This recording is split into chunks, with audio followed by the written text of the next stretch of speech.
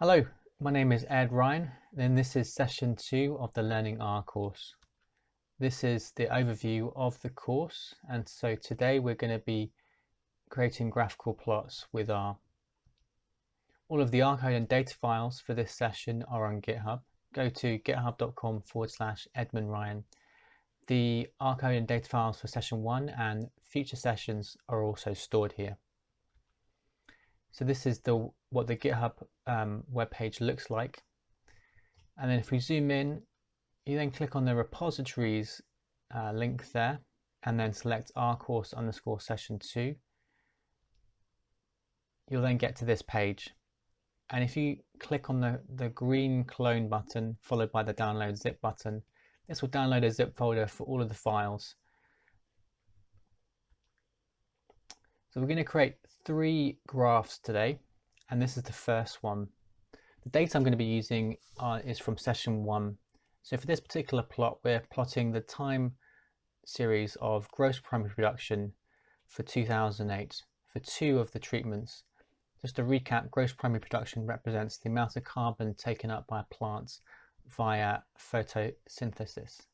In this case, the 2 treatments are a control treatment and elevated CO2. So I'm just going to go to the R code now. A common practice I do is to always clear the memory. This is equivalent to clicking on this broom button here. So if I just highlight this, so remember to run code or lines in a R script, you can press the run button, and you can, or alternatively as a shortcut, you can press Control and Enter. We're going to set the working directory. So I've created this new subfolder, session 2, and that's where I'm going to be storing the output files. And also this happens to be where my R code is stored. Now I'm going to import data. This is from the data from session 1. The 2 dots here represents going back to a previous folder, and then going to session 1, and then getting the actual data file. So we then run that, and as before, we can, as we did in session 1, we can have a look at the data. So you can see that it's made up of 6 columns. You've got a year, day, and then the gross primary production data for 4 treatments.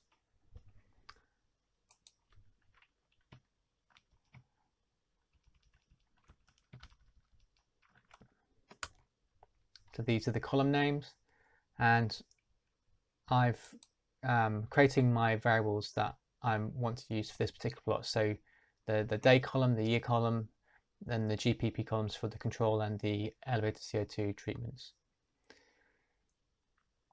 Now I'm going to define the X and Y values of the plot. Now we're going to do some subsetting here. So we're just going to select the day and the GPP data for 2008. I refer you to session 1, an introduction to R, if you're not too sure about subsetting and what I'm talking about. That explains everything in there. So the simplest way, and we can actually just before I continue, we can actually, if you want to plot a few of the data files here, so head and then do y.control. So this shows the GPP, the daily GPP data for the control treatment, and do the same for the elevated CO2 treatment, and you can see that as well. So the simplest way to create a graph, particularly a time series or plotting 2 things against each other, is just to do plot. So plot X versus Y, and the Y here is y.control. So we do that, Control Enter, and we get this. So you can see here that each of the dots represents a different day, going from 1 to 245. The 245 days refer to the middle 8 months of the year, that how we define the growing season. But this is great, but we obviously want to join up the points. So we have this argument we can put inside the plot function called type equals L. And the default color is black, but I like to always specify the colors.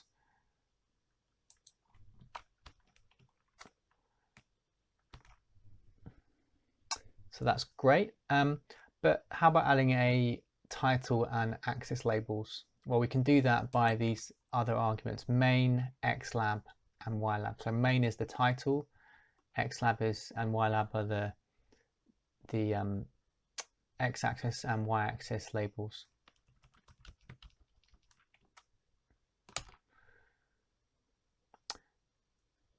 So that's great. However, you might notice that on the y-axis label, we've got m to the power of 2, but it's represented as a hat, and it would be better if it was actually a superscript rather than this kind of casual notation. So the way we do that is we use a function called expression, and paste is another function. This just pastes together different strings, but the expression is used when you've got a subscript or a superscript or some kind of mathematical notation involved. So when we run this,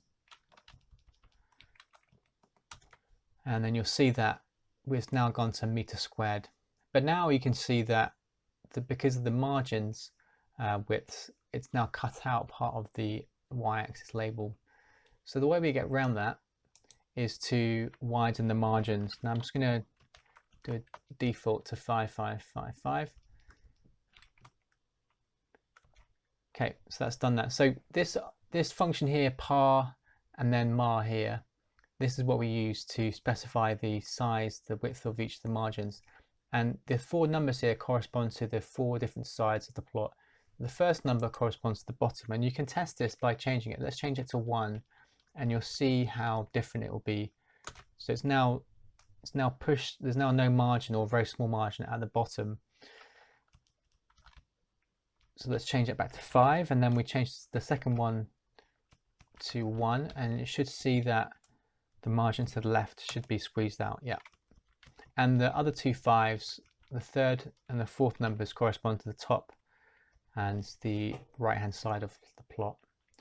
I quite like having 3 and then 2 here, because it's good to have a good, for the bottom axis and the x axis label and the y axis label, it's good to have a good width of a margin, but on the top there isn't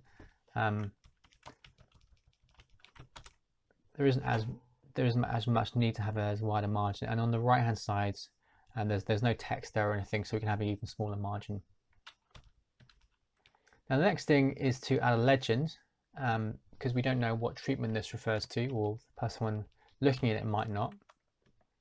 So we can do this by this legend function here. I'll just run that first and explain it. So what it does is it plots a legend, and with the text is control treatment, and LTY stands for line type. And if you go to a search engine like Google, if you type in rplot line type, it'll one of the first results will define the different numbers that correspond to different types of line type. So it could be a solid line, it could be a dashed line, it could be a dotted line, and there are lots of other possibilities. The 0 and 200 represent the top left hand corner of the legend of this text box here. So if we were to move this, if we were to change it to say 100, then that would move the legend along to the right. We're now going to plot the daily gross primary production data for the elevated CO2 treatment as well. And we do that by adding in this extra function here called lines. If we were just to, you might think, well, why not just, why isn't it plot? If you were to do plot here, what you'd find is that so instead of lines you put plot, you would find that the black line would get removed, and you'd only plot this second line. So if you want to keep both lines in, if you want to keep the first line when you're plotting the second line, you need to do lines. If you're plotting points in the second set of data, you type points into the line. And we need to also modify the legend as well to incorporate these other treatment. So that's great. But you can notice that the legend now overlaps with part of the red line here. So to overcome that, or to get around that, what we can do is we can increase the maximum value on the y-axis scale. So at the moment it's set to 200 because that's the highest value. But we can change it manually by this argument y_lim. So this lim stands for limit, and you've got the minimum and the maximum here. We could also specify the min and max for the x-axis, but that's not necessary here because it's just the day number, so that isn't going to really change. But we could change it if we felt that we wanted to fit some extra, like a text box in, or we wanted to put the legend on the right hand side, then we could definitely change that as well. So we also need to change the position of the legend need to move it up as well. So you can now see there's a good gap between the legend and the two lines here.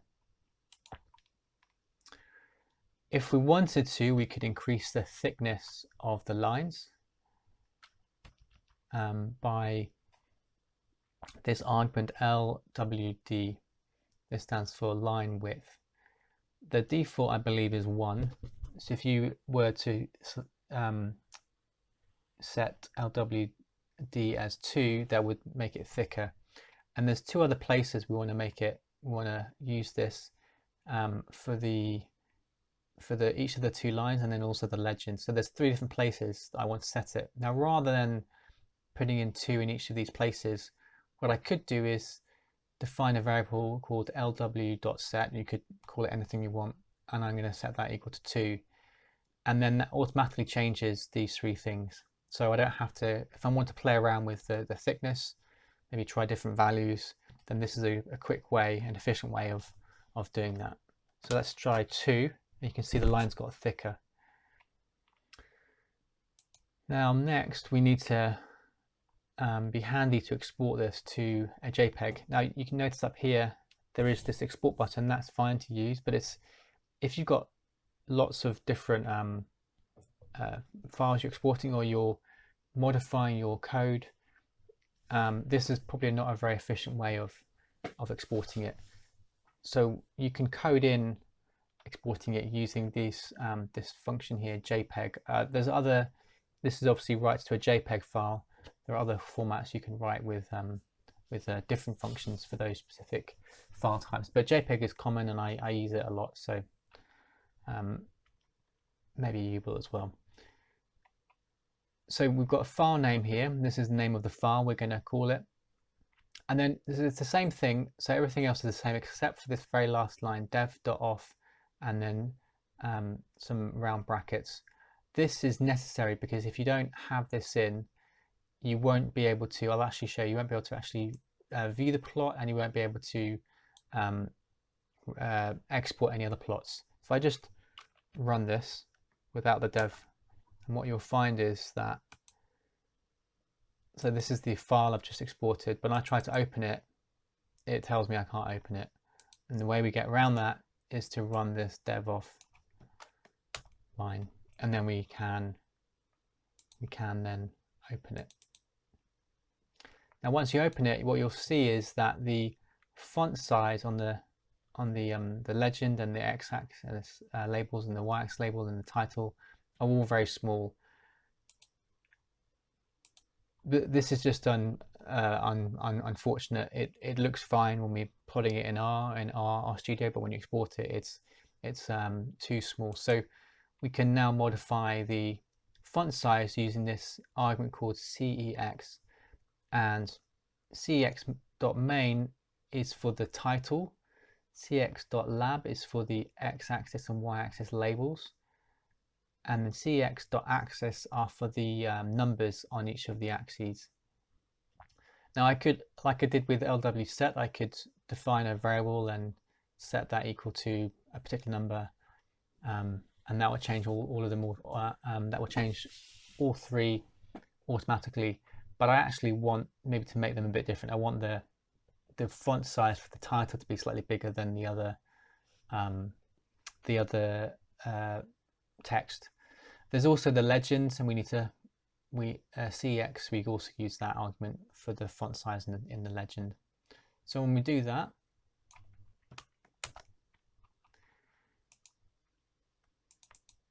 we get this. So the font size is now a lot bigger, and this is much better to what we expect.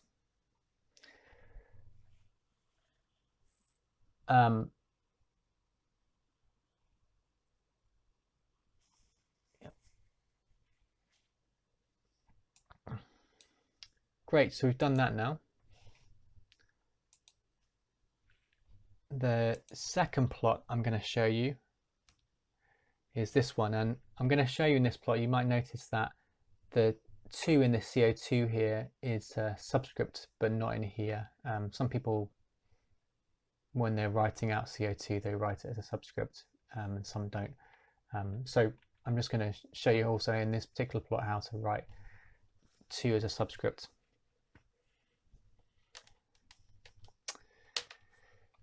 But in general, this particular figure is a lot more complicated because it's a paneled plot. You've got 4 different panels showing different information. The first 3 are actually quite similar.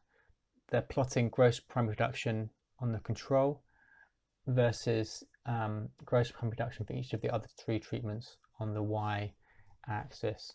We've got different colors. And the 4th panel shows the 68 gross primary production for all 4 treatments. So that's when you add up all of the daily GPP numbers for each of the treatments. So let's go to that. So I'm going to clear memory as before. Just even though I'm using the same data file, I just do it as good practice. Set the working directory and read in the data again. And this is similar to before, but we're now going to define 2 other columns for the 2 other treatments. I'm just going to get rid of this data file as well. Yes. And we're going to so similar, the same function as for the JPEG function to export it to a JPEG file. Now this is the key part to defining part of the code to defining the plot to be a panel plot. This the 2 says that it's going to be a 2 by 2 panel plot. If I changed it to say 3 3, it would be a 3 by 3. It'd be 9 subplots or 9 panels. If I changed it to say 3 and then 2, it would be 6 panels with 3 rows and 2 columns. But I want 4 panels and on a layout as 2 by 2. And so the first plot, the first subplot or the first panel on the top left, we're plotting the gross primary production for the control, that's the X, versus gross primary production for the elevated CO2. And the type here is P for points. So we're not plotting lines, we're plotting points. I've got the color here. This is like a brown color. You can go to a search engine like Google and type in rplot colors, and it will give you a whole list of different colors that you can use on your plots. And similar before, we've got the x-axis and y-axis labels. We've got the font sizes using the CEX argument, the x-lim and y-lim defining the min and max on each of the axes. Now before I had main, the main argument was used to specify the title, but alternatively I could use title as a separate function, and I've used it here because it allows me to use this argument called line, which can move the title up or down. So you can play around with this number, not too high. Usually numbers between -2 and 2 was usually enough, but you could increase it higher if you wanted to. And then the other thing is, this is how we define subscript. So it's a square brackets around the 2, and if there's more text or things after the 2, we put a star. If there isn't, then we don't need to put a star. So I'm just going to run the first panel so you can just see what it looks like. I'm going to comment out the rest of the panels. Actually, I've already done that. As a shortcut to comment out a block of lines, you do Control-Shift-C on your keyboard. So everything else is commented out. That's good. I'm going to highlight. I'm going to now run all of this, and you can see that it's just part of the first panel. So this is, and this will be the first panel, and then the next one will be on the top right, and then this will be the third, and then this will be the fourth. So the second and third panels are almost identical, and to uncomment we do the same, Control-Shift-C again. Control-Shift-C. I think it's because I'm selecting multiple. Control-Shift-C, there we go.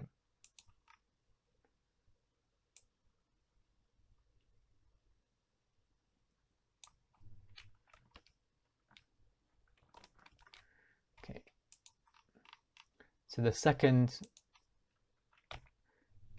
subplot is control versus the warming treatment, and we've got a different color for the points.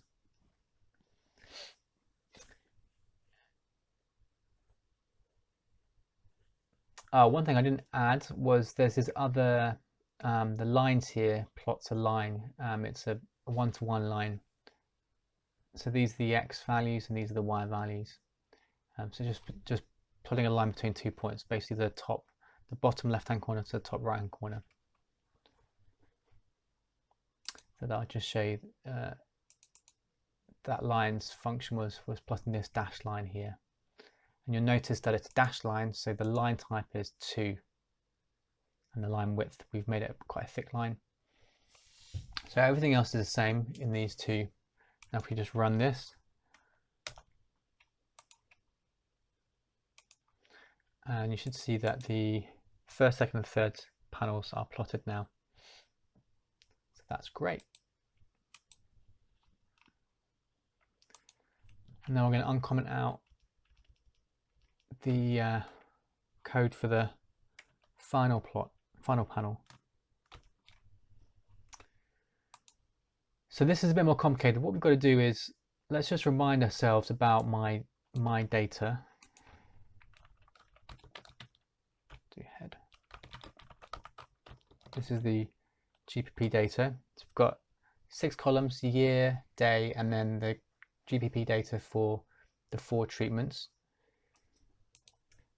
And if you remember from session 1, there were 4 rows right near the bottom where there were NAs in the control column. So we're going to, because we're adding up all of the numbers in each of the columns, these represent GPP on the daily timescale. In order for the comparison to be like for like, we need to delete those 5 columns. We could also alternatively gap fill those 5 NAs. That's probably what I would do in practice, but I wanted to demonstrate subsetting here because this is something that you might have to use in the future, and it's a good way of practicing it. So we're going to remove those 5 rows where there are NAs. So we do this. This is almost identical to the code from session 1. So I'm going to not go over this in detail again. I'm just going to refer you to the session 1 video to kind of understand that. This is.na function identifies the row IDs, the row numbers where there are NAs, where there are no NAs, I should say, because it's false. And so the row ID dots no NA are all of the row numbers corresponding to columns where there are no NAs. And then we use this apply function, in order to do the column sum. Now we've got my data and we're going from columns 3 to 6 because that's where the treatments are. There's two, it will either be 2 or 1 when it's a column sum or row sum, and then the actual function sum. Remember, in this case we're doing a sum, but it could be a mean or a min or a max, whatever the function is you're trying to do over the column or the row. So if we run that,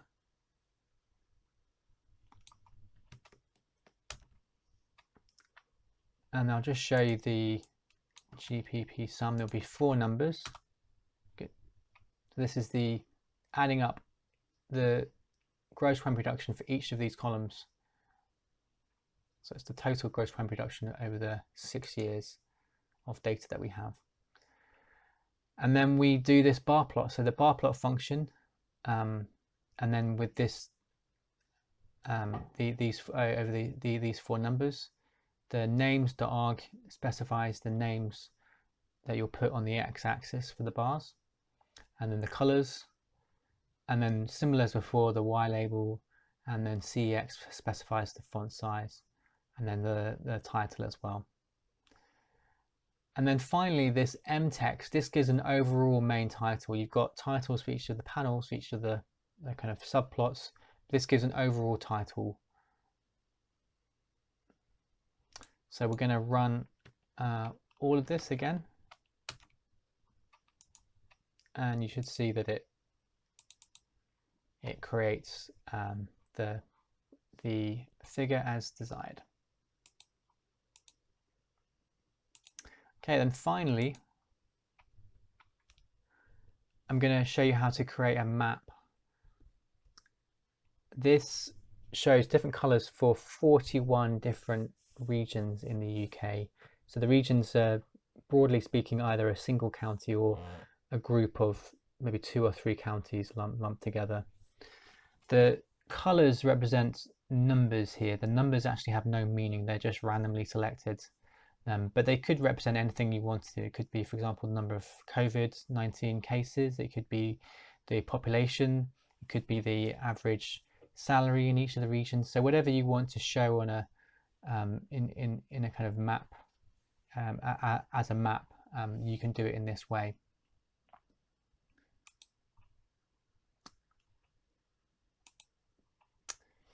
Now I should just say that the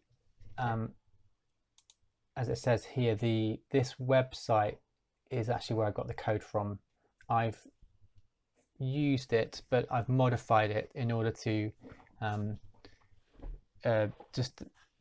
basically it didn't have the code didn't include the code didn't include the ability to export it, so I've added in lines for that, as you can see up here.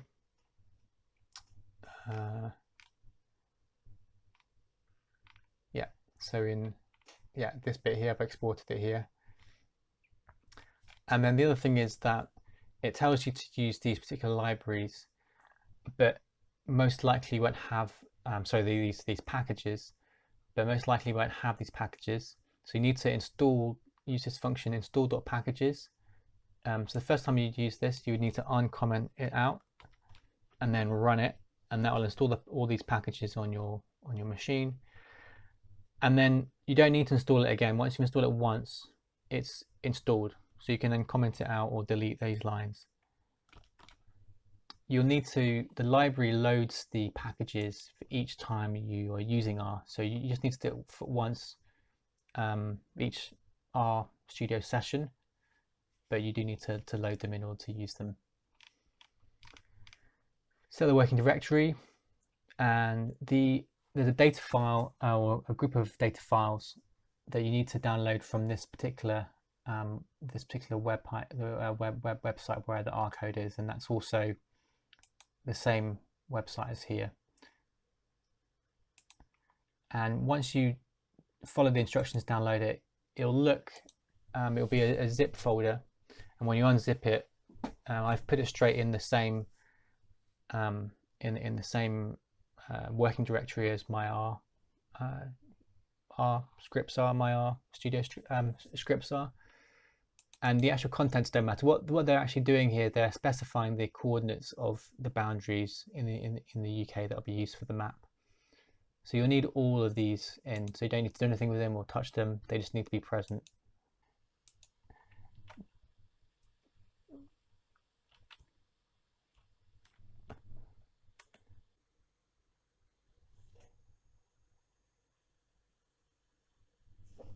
Okay, so it's now finished.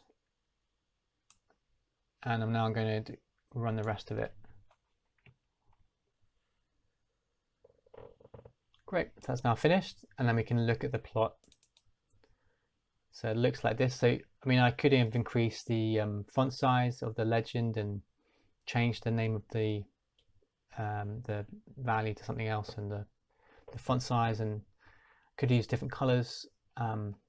But the main idea is, and I could have put a title on and everything else, but this shows the core part of how to create a map. The other aspect of it are more superficial. So I hope that's the end. Oh, that's not quite the end. There's the end of the actual session 2, but this leads into task that I want you to do. So there's no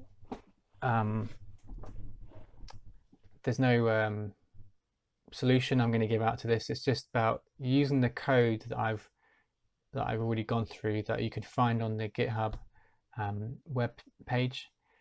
Using that to I want you to create this particular plot. So it's 2 panels, and you've got a plot, a time series plot showing daily gross plan production for 2009, but only for days 1 to 200. Remember, there are 245 days, so you've got to use subsetting twice, one for the year and then one for to make sure it's only up to day 200. And you're plotting all 4 treatments. On the right hand side, you're now creating a pie chart, and to find out what the function is to create a pie chart, go to Google or another search engine and type in R pie chart, and you'll find the function and the arguments that will go with it. You'll need to specify the actual colors. You don't have to use these colors, it could be different colors. That's not the point. There doesn't need to be an exact match. It's just this task is just a way for you to learn by trying yourself and actually putting it into practice, the things you've been learning in these first 2 sessions. So I hope this is useful. I do recommend definitely spending time with this, because this will probably take you about half an hour to an hour to put together. But I think in order to get good at something, you need to persevere with it. So I really hope that you do manage to do this. And if you do get stuck, you can email me, or you can find someone else who's good at R and ask them for help as well. Thanks so much again for listening and taking the time out to be part of this second session for this R course, and I hope you can make the 3rd session. All right then, bye for now.